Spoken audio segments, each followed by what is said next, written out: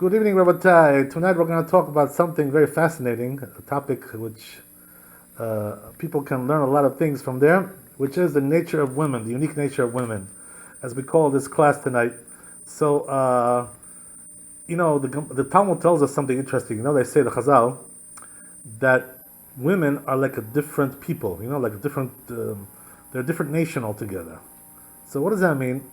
You may think, well, yeah, there's a difference between women and us. They're females, we're males.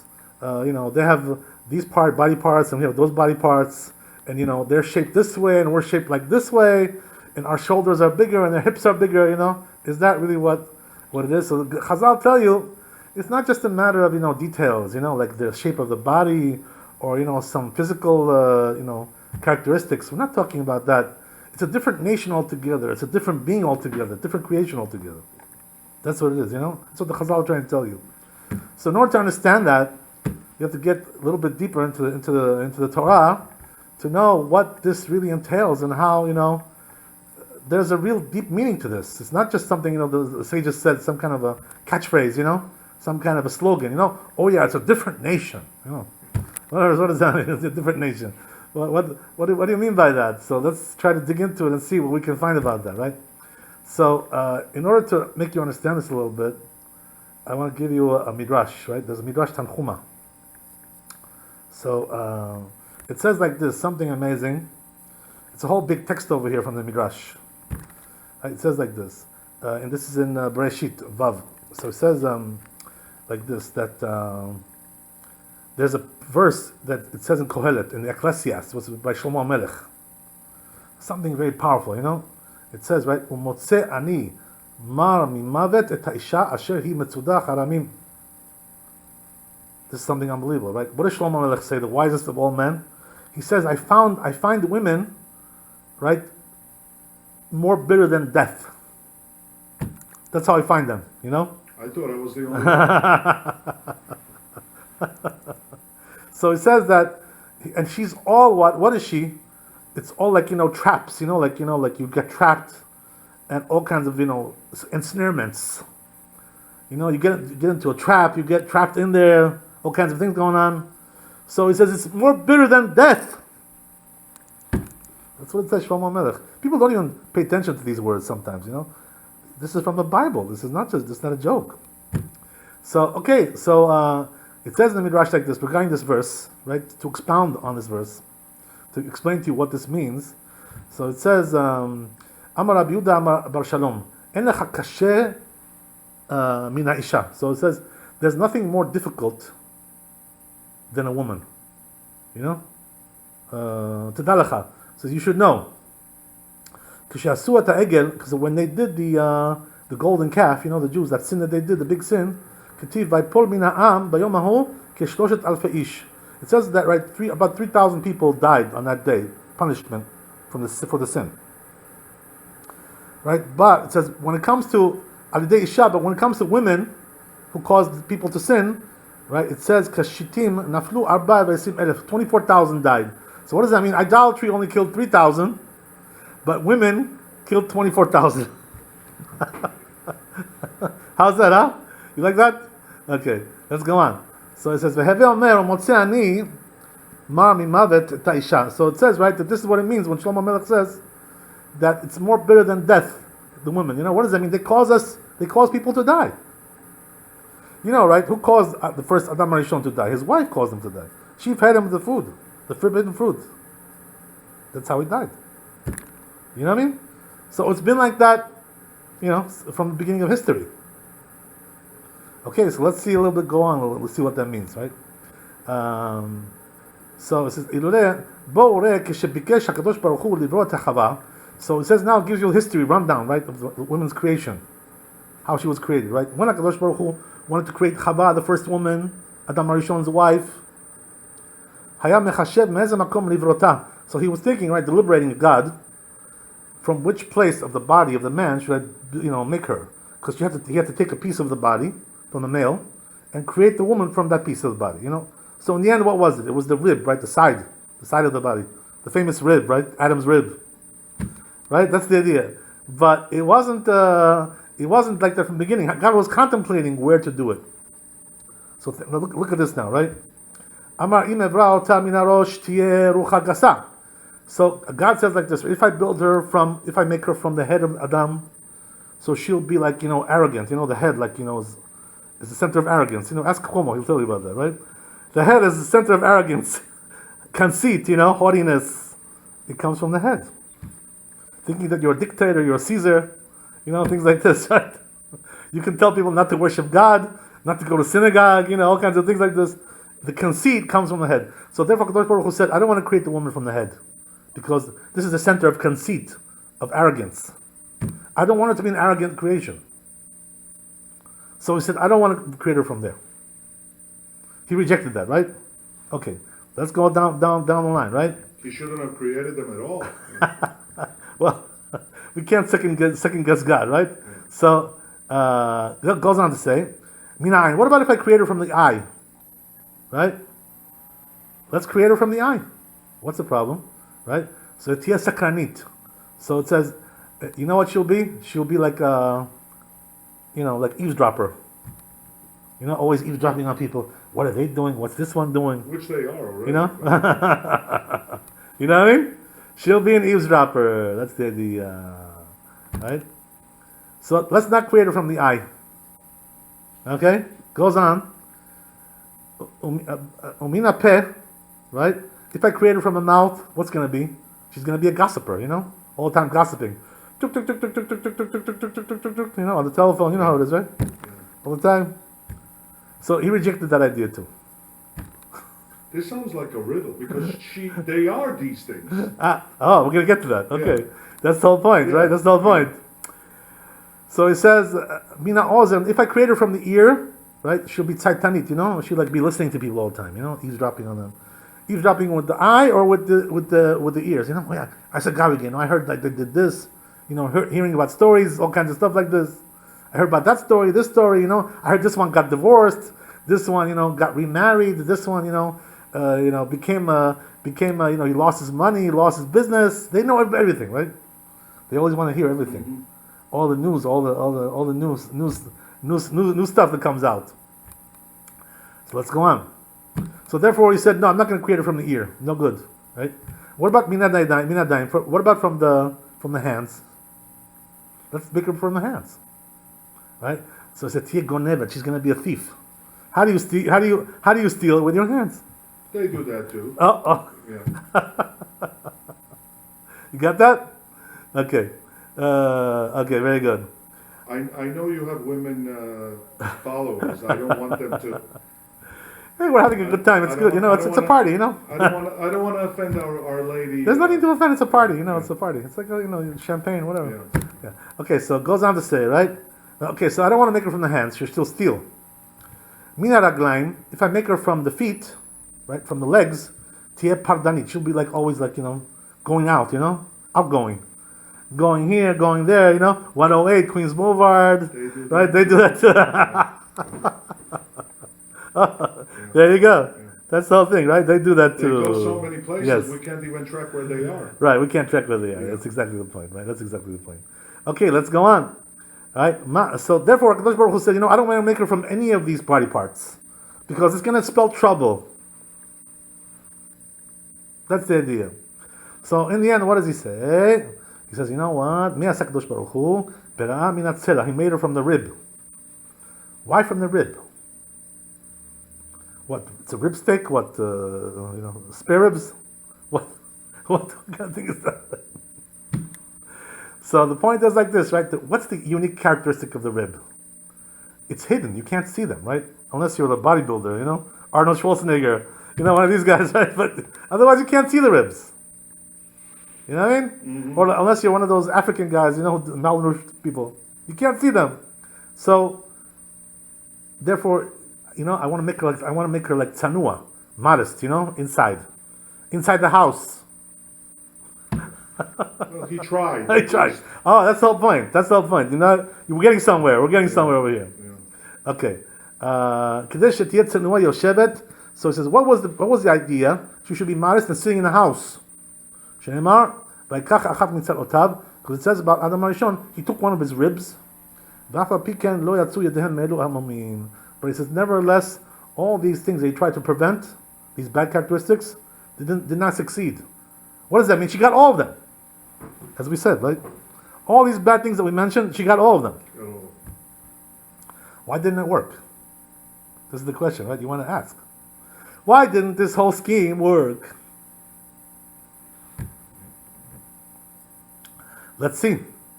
Right? It's a pretty deep concept over here. Not such an easy thing to understand. Also, I have to ask a question, right? If God did it, right, how could it be that it didn't work? What? He didn't know how to do it? What? I mean, how could it be that Hashem doesn't know how to create the world? What? He misfired, like a misfire, You have like a misfire in your engine? What kind of thing is that? What kind of God has misfires? Okay, let's go on. If he drives a 12-cylinder, it can happen. Yes, absolutely. No question about it. Okay. Below bera'a min rosh. So now he goes on, right, to list all the things that we find in the Bible that the women have all these bad characteristics. Can you imagine? From the Bible, you can see all of them. They have all these bad characteristics. You're reading from where now? From Midrash. From the Midrash. Midrash Tanchuma. Right? So what characteristics are we talking about? Such deep stuff, very deep. So it says that regarding, right, as we said, he didn't make her from the head, as we said, right? Why? Because she shouldn't be arrogant. But it says in the pasuk regarding women, in the time of this first temple, Amdu benot Zion v'hayta ruchan gasa. They became arrogant, the ladies over there in the first temple, like they were very proud of their beauty and their, their wealth, all kinds of things. That's what it says over there in Yeshayahu, in the Perek Gimel. Lo bera'a min ha'ayin. She didn't make her from the eye. He didn't make her from the eye. Why? Because she shouldn't be like, all the time looking at things she shouldn't be looking at. Amda Chava v'hayta sakranit. But we see from Chava, the first woman, that she was looking, at the fruit, the forbidden fruit, to see if she liked it or not, and she ate it in the end, right? So she was also a curious person, looking with the eyes, right? The person who scopes out things with the eye. Because it says, right, that the woman saw that this fruit was nice to eat. That's what it says, right? She was curious about it, Curiosity killed the cat, they say, right? Okay. As a pair. Oh, we also said, right, he didn't create her from the mouth. Why? She shouldn't be a gossiper. Talking all the time. But it says, right, but Leah, the wife of Yaakov Avinu, that she was also, she liked to talk a lot, Where does it say that? She started to complain about, with her sister, about, how many times she's gonna get to be with her husband, and how many times, arguing about that, deliberating. It's like, gossip kind of stuff, whatever. And also it says, right, that Miriam, who was a sister of Moshe Rabbeinu, she spoke Lashon Hara about Moshe, How can you speak Lashon Hara about your brother, Such a holy man like that. But no, she was a talker, Tuk. She talked. That's the idea. Okay, so we find in the Bible all these things. Goes on to say, he didn't create her from the ear. Why is that? She shouldn't be like eavesdropping, with her ears. But we see that also didn't work. Why? Because it says, Amda Sarah ve'ayta tzaitanit. But Sarah Imenu, our mother, our matriarch, Sarah, was also eavesdropping like that. Where do we see that? She was eavesdropping on the conversation between Avraham Avinu and the angels that came to visit him. What are they talking about? That sounds interesting. Oh, they're talking about somebody who got married, divorced. Some news, some Jewish news. Nice. in Ashkenazim, in Yiddish, they say not news, they say nice. Nice. Nice. Okay, let's go on. So, let's go on. So, Sarah Imenu had this quantity. And what about, she didn't create her from the hands because she didn't want to be a thief. He didn't want to be a thief. Right? Rachel hayta gonevet, but Rachel Imenu, our matriarch Rachel, she stole. Where do we see that? Shenemar batiknov Rachel et travim. She stole the idols of her father. When she left. Right? What's it to you, to steal your father's idols? Okay, he's an idolater, but if you take one from him, he'll make another one. What's the big deal? Like, what are you really doing? What are you really accomplishing there, Okay, whatever. Right? Lo bara min haregel. He didn't create her from the foot, from the legs. Why? Because she shouldn't be like, going out all the time, going around, right? Making her rounds. Amda Leah v'hayta pardanit. But Leah was like that. She used to go around. How do we know that? Shenemar v'tetzeh Leah, because it says about Leah that she went out of her house to greet Yaakov, to bring her in, right, to have children with him that night. It also says about Dinah, her daughter as well. She also went out, to check out the people in the street. 108 over there. What's going on over there? Right? What's going on in Fresh Meadows and right, Flushing Meadow Park? What's going on there? She went out. She got raped because of that. Okay, very good. So that's the idea. Very good. So we see, right? All these things didn't work. So, and it proves to you from the Bible that the women have all these characteristics. But what are we talking about? We're not talking about street girls over here. We're talking about the best women that we have. The creme de la creme, the best ladies. The holiest ladies. And even they have these characteristics. That's an amazing insight. So what are we going to say about the street girls, Like that, our friend who came here that day, last year. What are we going to say about her? What's going on? Okay, so let's understand a little bit better.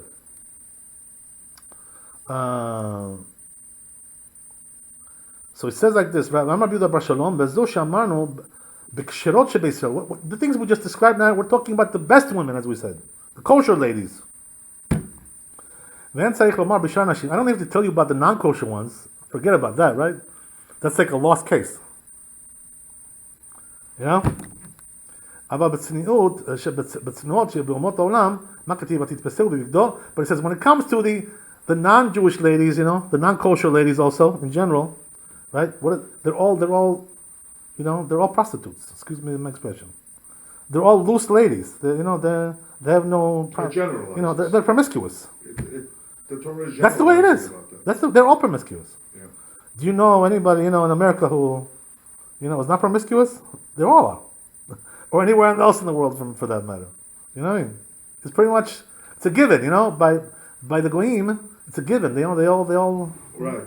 It's not any better with us either. It's much better. Well, it's much better. Believe me when I tell you. I'm talking about the real Jews, not the fake Jews. Like those guys you mentioned. I'm not talking about them. The real Jews, the ones who keep the Torah. Much better. You can't compare. Okay. All right. Yeah. You have to.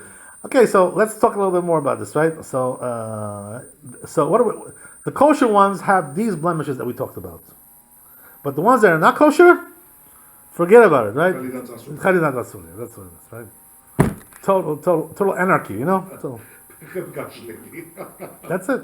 My mother used to call them. Very good. Okay, so let's go on a little bit and understand a little bit. And so where do we learn that from, right? From the daughter of Potiphar's wife, who tried to seduce Yosef HaTzadik, when he was working there as a slave. For a year she was trying to seduce him. Every day, day in, day out. And she was a married lady. She didn't care, Wants to commit adultery. Because he was a good-looking guy, So, whatever. There's all kinds of things there, all kinds of reasons, but the point is, right, that this is the way the non-kosher girls are. Non-kosher girls are... Rabbi, yeah. I'm sorry about this. I should know, but the Midrash is one of the books of Moses? No, this is the oral Torah. Oh, the Midrash is the oral Torah. Okay. Just like the Talmud, all these things, Yeah. All right. Okay, so let's go on. So what does Shlomo Melech say? That these women that are more bitter than death, we're talking about the non-kosher ones. Whoever is good in the eyes of God will escape from her. What does that mean? That he won't marry her, If you are good in the eyes of God, you will avoid going with a lady like that, a street girl, So like that. It's our fault. Of course. As usual, right? Everything. You have nobody to blame but yourself. That's the bottom line, right? At the end of the day. At the end of the day. That's what it is. Okay. So... It's like the governor tells you, you're wrong. Okay. So he says, who are we talking about? A good person that will escape from a woman like that? We're talking about Yosef. Why? Because Yosef, she was trying to seduce him for 1 year, and he escaped from her. You know, for 1 year she couldn't get him. You know, let's go on. But the one who's a sinner is going to get trapped, ensnared. The woman like that. Who are we talking about? Zimri, right? Zimri, who was the prince of the president of the tribe of Shimon that went with that non-Jewish woman and had a relation. And Pinchas came and killed both of them, right? Shish kebab, with a spear. We talked about that whole story. He shish kebab them, put them on a skewer. So when a person is not worthy, he gets with a woman like that, and then what happens is that what? Your life becomes more bitter than death. That's how you live your life. God forbid, din book. Can you imagine? This is true. There's nothing. Okay. When you have a woman like that, you don't know what's going to be tomorrow, She could go with some other man, this man.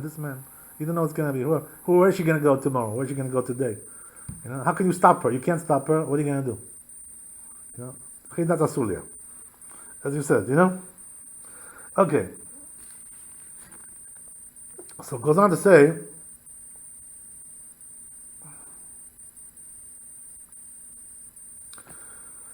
okay, that's pretty much the end of the Midrash, for our purposes. There's more, but that's not related to our topic. So, now, what comes out from this, right, practically speaking? What are we really seeing from this, Bottom line. It's a very strange Midrash, but the truth is, very, very deep over here, this whole thing. In order to understand the Midrash, you have to go really into the Zohar Kadosh as well, to get the viewpoint of the Kabbalah, which is deeper even than the Midrash. The Midrash is called Drash. In the Torah, there's 4 levels, right? There's Peshat, the simple meaning of the text, which is the Bible, like what you're talking about. Then we have the Drash, the next, these are like extrapolations from the verses that in Midrash. Then we have Remez, which deeper stuff, even deeper allusions. And then we have Sod. Sod is Kabbalah. So that spells out 4 letters, Pardes, right? The orchard, the garden. Right? So this is the way the Torah is. It has these 4 levels. So the Zohar Kadosh is the highest level, which is the Sod, the secrets. So what does the Zohar Kadosh tell us about this, right? We already mentioned at the beginning of the class that women are considered to be a different nation. They're not really the same as men whatsoever. So really to understand that, the Zohar Kadosh will make you understand. It says Zohar Kadosh, right, that in the Zohar Kadosh it talks always about the 10 Sfirot, Eser Sfirot, the 10 qualities that the world is ruled by, governed by. There are 10 qualities. So there's different qualities and different levels, and each one is higher than the other or lower than the other. So as you go up the chain, you get more holy and more holy and more holy. So the question is like the souls of men and the souls of women, which part of that ladder do they come from? And you begin to understand what the woman's nature is and what the man's nature is, right? So the men, they come from the higher levels of these sfirot. What does that mean? We're talking about the righteous men, by the way. We're not talking about the losers, like this, that loser over there in Albany, right? We're not talking about people like that. We're talking about the good people, right? So, what are we talking about? That we have Yesod, Yesod is one of the sfirot. So this is like a very good level spiritually, You get from a very good power, from a very good source. Yosef HaTzadik was from Yesod. Tzadikim are from this Yesod, which Yesod means like a foundation. They're the foundation of the world. It's a lot deeper than that, but just giving you the basic idea. There's also different higher levels than Yesod, which are like Chokhmah and Binah. What does that mean? Chokhmah, wisdom, right? And then there's Binah, understanding, which is even higher. We have all kinds of levels like that, one after the other. So the question is, what about women? Like, where they come from? You know what I mean? This is the question. So it says the Zohar Kadosh, the women come from Malchut. What does Malchut mean in Hebrew? Kingdom. So what does that mean, right? That's, by the way, this alludes also to what the Chazal say. The sages say that the Jewish women, they're all like queens, Every one of them is a queen. Why is that? Because they come from royalty. They come from the part of the spiritual side of royalty, malchut. So that's why they're more like, they always have to look nice, and they're very made up well, and look, very, everything is like in place, and the makeup, and, all those little details, the eyeliner, eyelashes, blah, blah, blah. Everything has to be perfect, and the clothing has to be like perfectly, matched one thing with the other, and every little detail, sorted out. This is like the malchut. What is that? Because the malchut also is something where there's a lot of, there's a lot of attention to detail, and also to aesthetics as well. Over there in the malchut, when you look how the presidents live, right? The palaces that they live in, the cars, the fancy lifestyle, the yachts, the planes, Air Force One, Air Force Two, right? All kinds of stuff like that. They all live like kings, these people.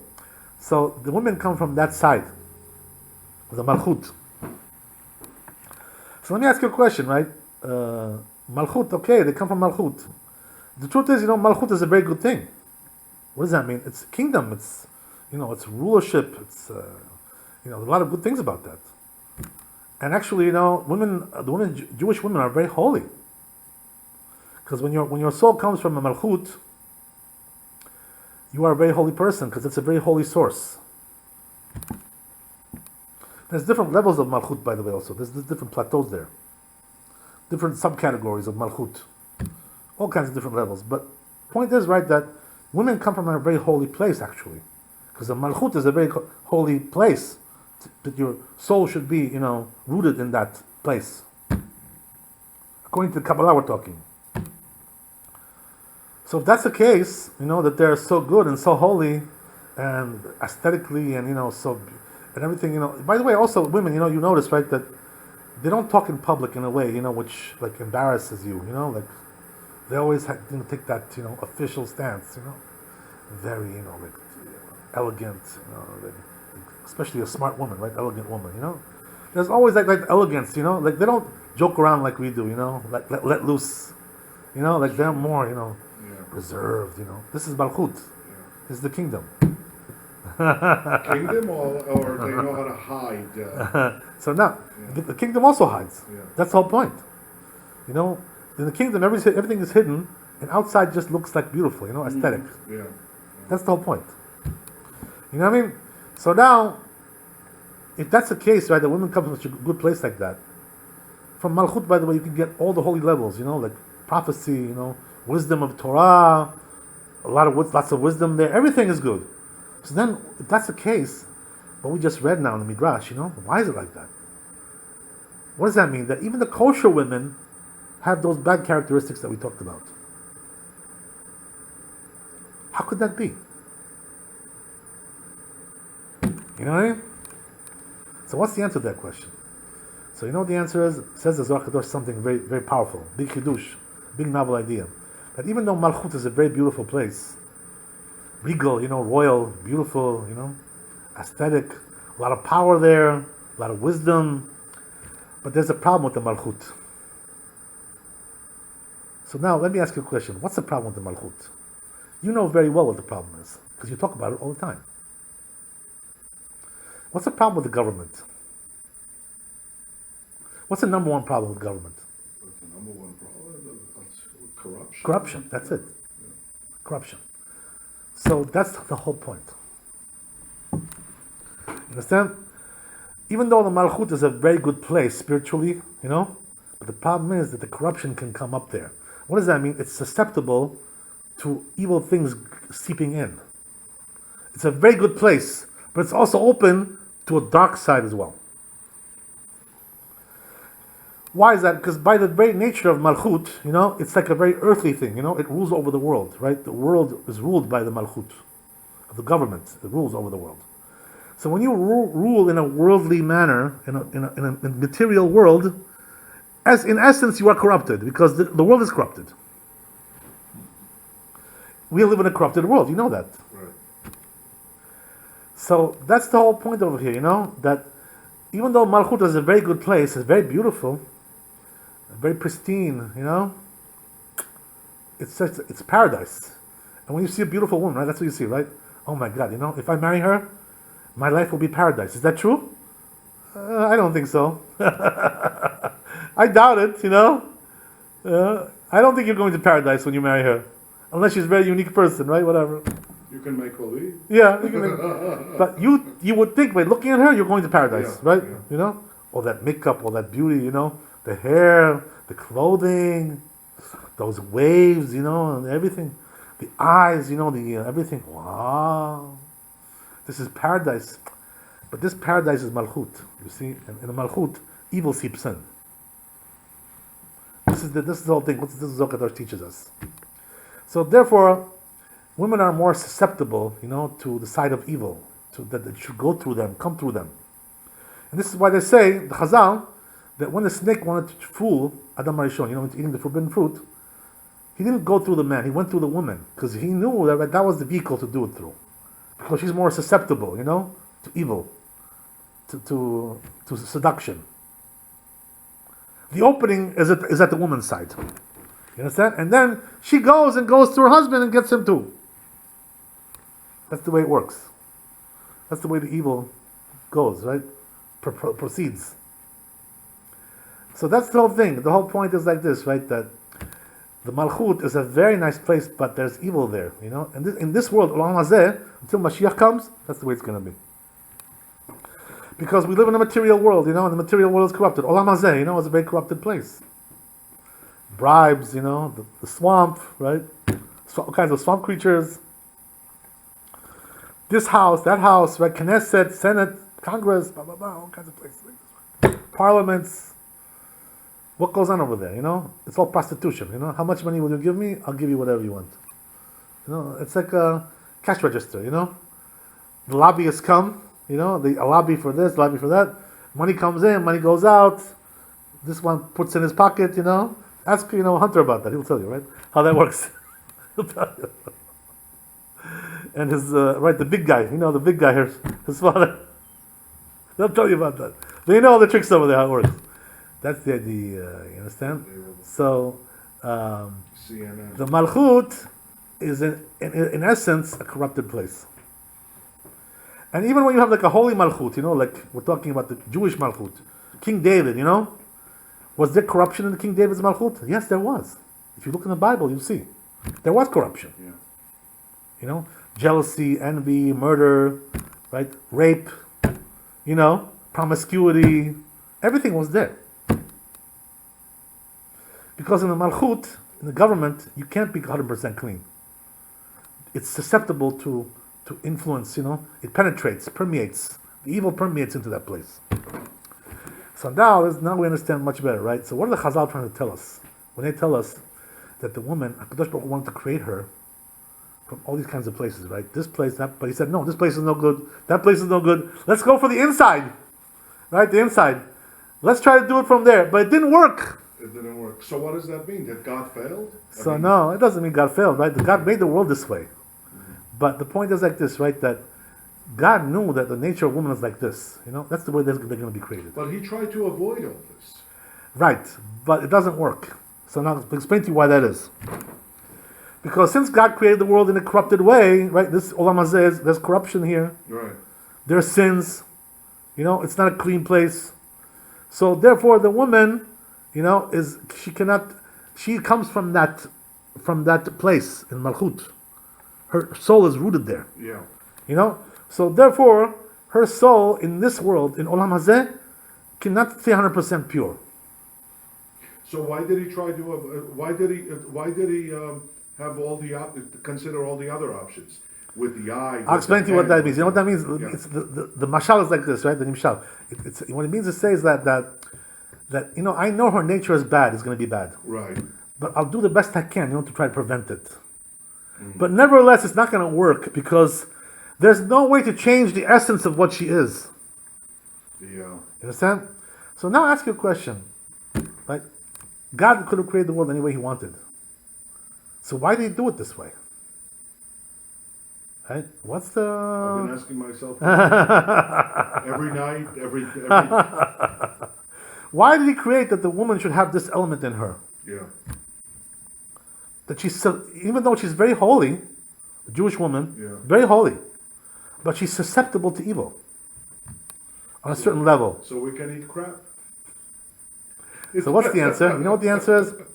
The answer is that her very nature, essence, requires that. Wow. Why is that? What's the reason why? You know why? Because it has to do with her function in this world. What's the main function of a woman? To keep this world going, basically, that the world should survive. How does she do it? Very simple, by having children. I don't know. You know what I mean? Men have If committed, it wasn't for that, the world wouldn't exist. men You have know committed- that? Men have committed suicide and killed each other because of women. Okay, fine, yeah, for so, sure, yeah. Yeah. Their place in the world has done a lot of harm. Of course, that's what we're saying. So yeah, we started with that, right? We So started to talking give- about that. To give birth, So what are we talking about, right? One of the main elements of God that He wants in this world is that the world should be populated, right? Not desolate. So He wants to have a full world with a full population. yeah. So therefore, the women are the central element over here, right? If they don't procreate, if they don't give birth, the world will be destroyed.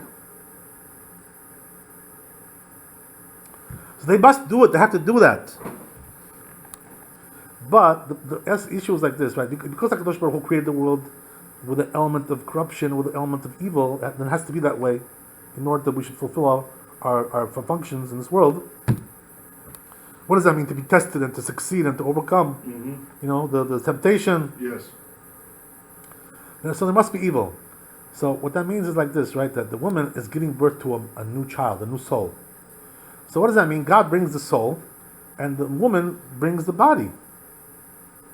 They put it together, and that's the human being, right? But the issue is like this, right? That when you're bringing a body, what does that really mean? You're bringing a new body into the world. That the body is like totally physical, It's not a spiritual being at all. The body is totally physical. Absolutely material, right? Absolutely materialistic and material. Absolutely physical. In order to create something like that, I'll explain to you. In order to create something like that, the woman has to create that in her body, in her being, in her essence. She has to have earthliness there, in order to create that. In other words, to bring a new body into the world, which is totally earthly, only the soul is holy, the body's not. You have to be on that level to produce such a thing, So you got to be down there in the mud a little bit, in the mud. In order to create it, you have to be there to create such an earthly thing, So since the essence of women is, their main function is to procreate, is to bring children, so therefore they must have that element of being attached to the earth, to the ground, grounded, having a connection with the earthliness. That's why women tend to be like a little bit more materialistic, if you ever notice, like, okay, how much money do you have, like, what's in your bank account, how much do you make, you have a car, do you own your apartment or do you rent? These are the questions that you get, right, when you go out with a girl, right, for a shidduch, right? Oh, how much money do you make? Oh, yeah, oh, that's interesting, okay. They're always worried about these issues, like financial security is very important to them. Why is that? Because that's where they are. They're attached to that place. The earthliness, the malchut, which is the government, the earthly government. That's where they are. So for them, everything is practical, like bottom line, how much do you make? 50,000, 100,000, 150. How much do you make a year? That's what they want to know. Do you have a house?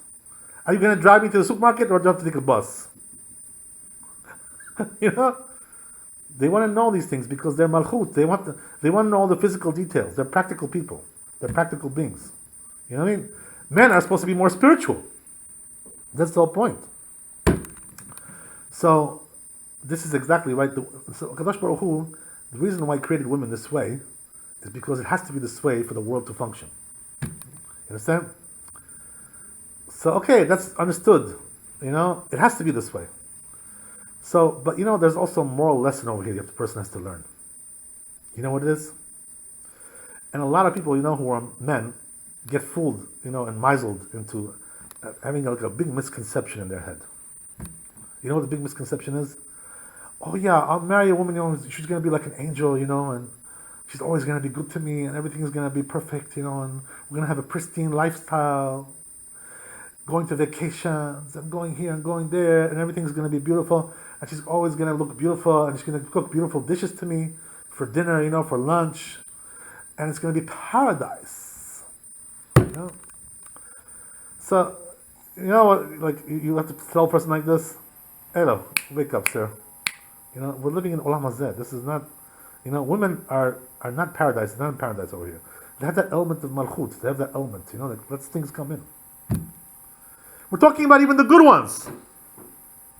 So what does that mean? According to the Midrash that we mentioned, you should even if you have a good wife, right? Righteous woman, good balabusta, good lady, good Jewish girl.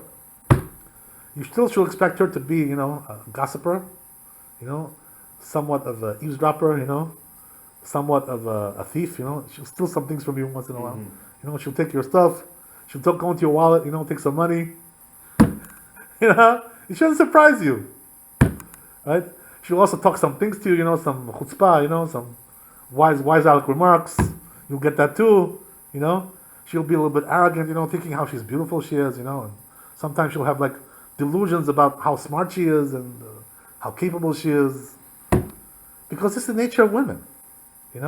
There's also another one, by the way, in a different midrash which is brought, not this one that I gave you. It also says about women. You know what this is about them? They like to snack on foods. Like all the time they want to eat. They always want to eat snacks. All the time they're eating. That's all they do. That's all they do. They eat all day. Why is that? Because that's their nature. They like to always have something in their mouth. Why do I tell you that? Because this is also, so if you see her, you have a wife, let's say, she always likes to eat snacks, and don't wonder why that is. That's the nature of a woman, She needs to talk a lot, she needs to gossip a little bit, that's their nature. Yeah. And she's going to be arrogant with you, a little bit chutzpah. You should expect that. So what does that mean? That a person who's a real man, should understand that women are not the same as men. So don't expect, like some kind of a angelic, relationship between you and your wife. That's not what it's going to be. There's going to be, rough spots because of all these issues that we discussed. Even with Moses, it wasn't like that. What we're saying is like this, right? That every woman is afflicted with these things. Yeah. There's no exceptions to that. Because they come from Malchut, they come from that point, that place. You can't change that. There's no way to change it. Also, I want to mention another thing, which is related to this as well. Very powerful, which I just saw in the Gemara Yerushalmi, Masechet Sotah. It says over there something interesting, which is very closely related to this. Regarding the issue of, the Sotah is the woman who, was suspected of cheating on her husband. She went with a different man. So the husband warned her, don't seclude yourself with this guy. Because he saw her one time, getting too close with this guy. So he tells him, don't seclude yourself with him. I see that you're getting a little too close. So she did it anyway. She secluded. So she has to now do a test, drink the bitter waters to see if she cheated, That water tests her. If she was guilty, she cheated, her body will explode, like the stomach will explode. She'll explode like a balloon. That's what used to happen in the old days.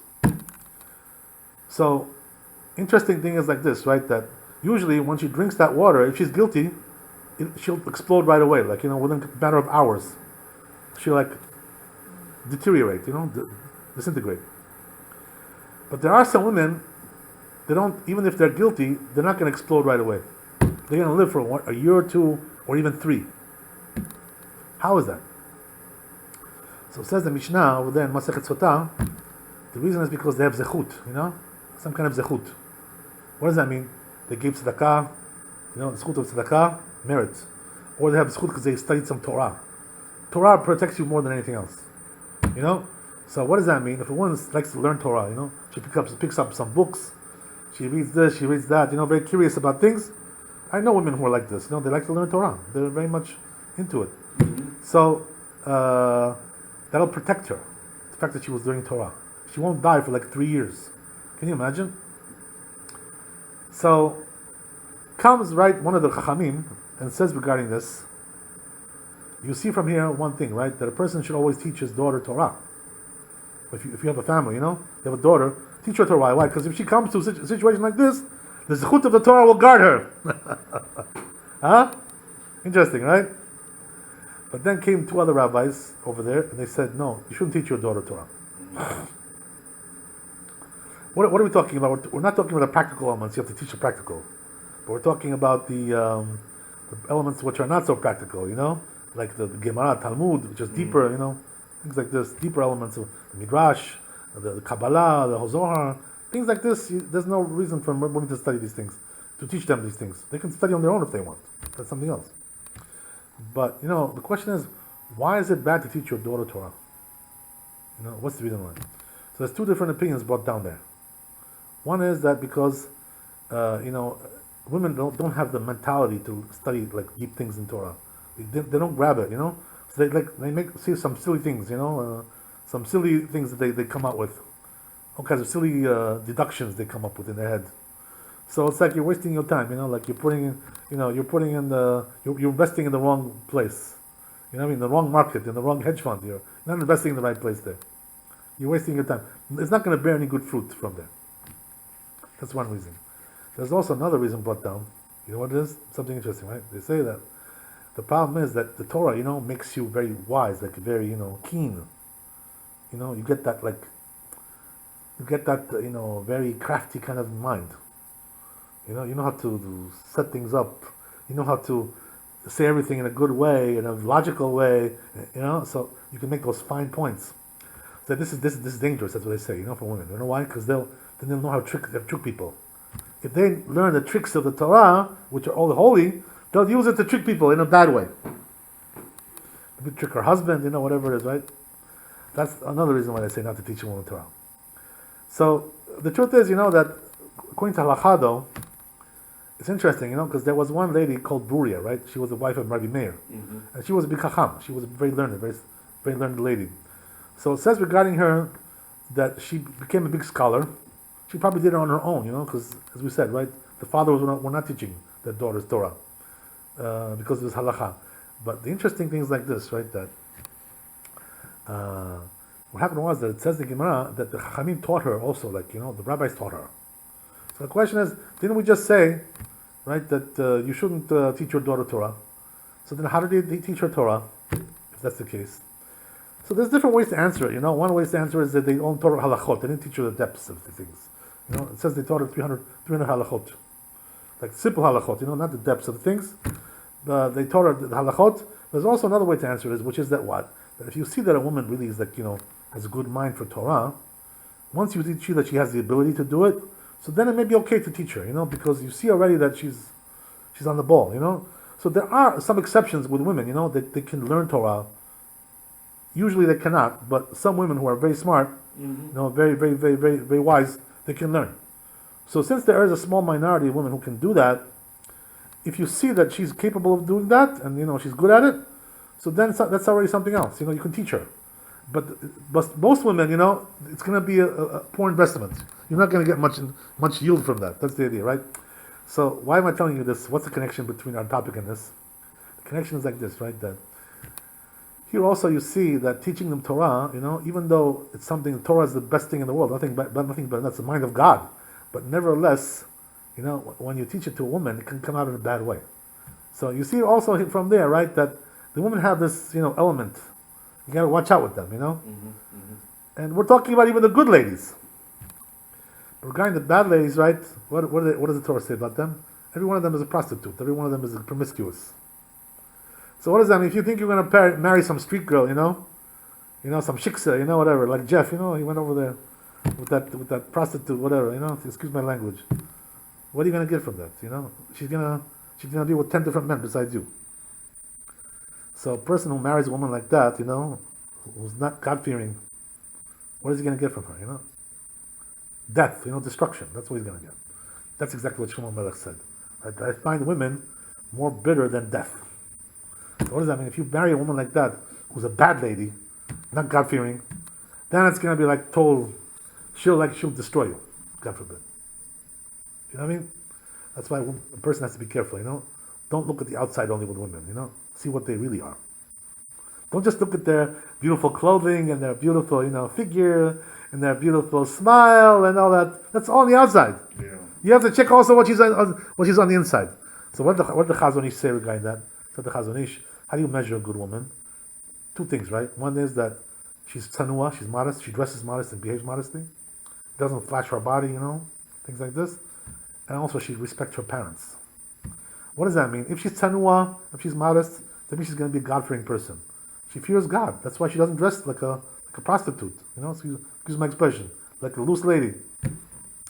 If she respects her parents, you can for sure know she'll also respect you. Why is that? Because the parent is an authority figure, and so is the husband. So the authority figure switches from the parents to the husband when she gets married. That's what happens. That aspect didn't work for me.